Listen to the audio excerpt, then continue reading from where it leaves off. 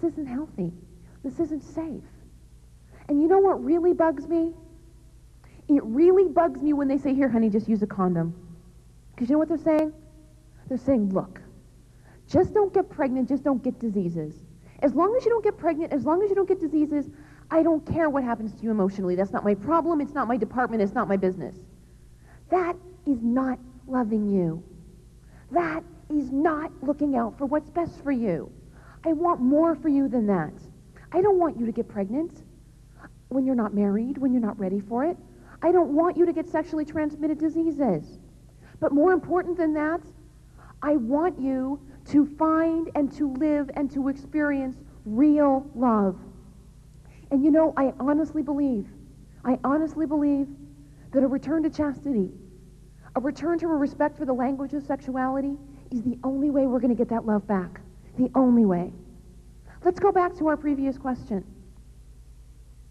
What is love? Love never puts the other at risk. Love would never deliberately put the other at risk of danger or harm. What's sex doing when we're not married? There's risk of pregnancy. There's risk of sexually transmitted disease. Most importantly, there's risk of this bond. There's risk of saying with our bodies, I give myself to you forever, but you know what? I can't promise I'm going to be around forever.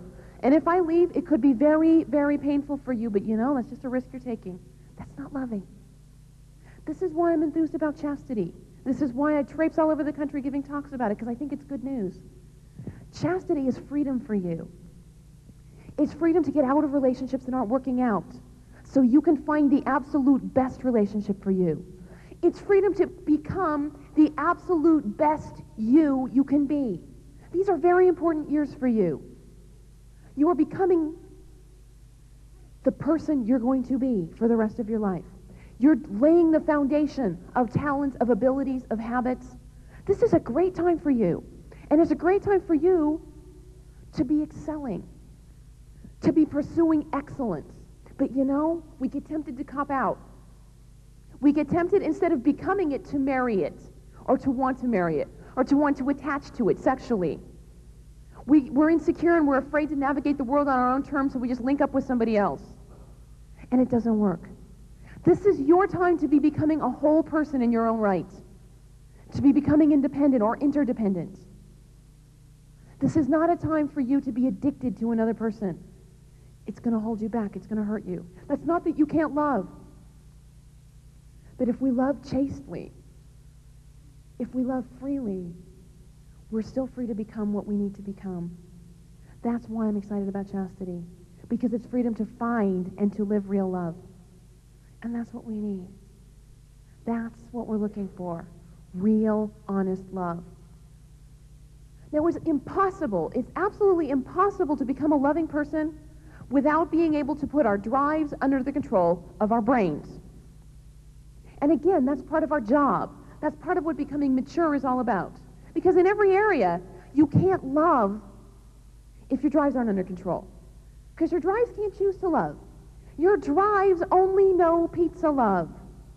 Your drives know want what I want when I want it. Period.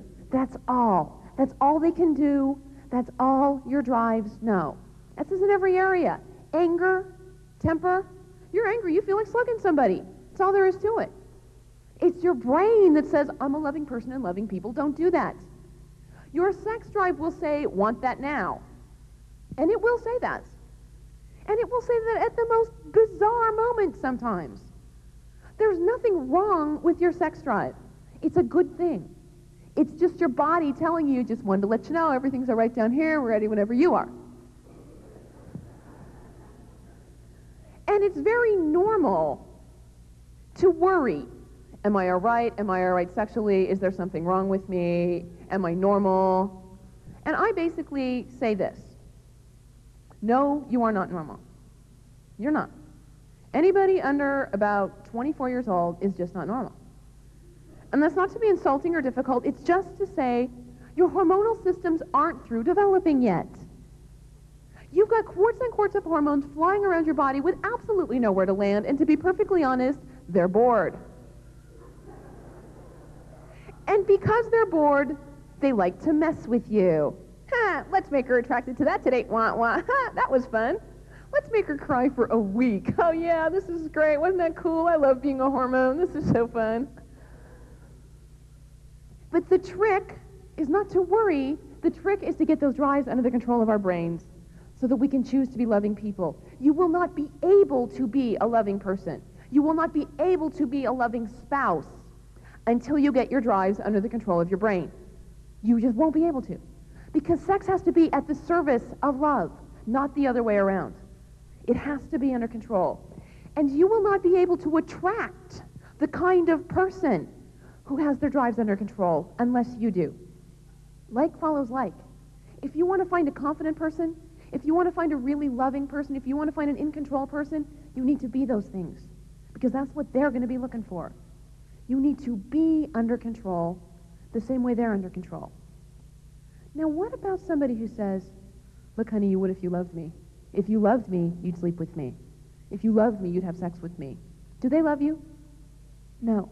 And I'm not just talking about guys pressuring girls here. I want to be very clear about that. This works both ways. And I'd say it works both ways probably in about the same proportions, about the same percentage of the time. Somebody who's pressuring you does not love you. And you don't owe them a little 30-word essay, why my virginity is important to me. Because people like to argue, and they like to convince you that if you're not winning the argument, then you must be wrong. You only owe them a no.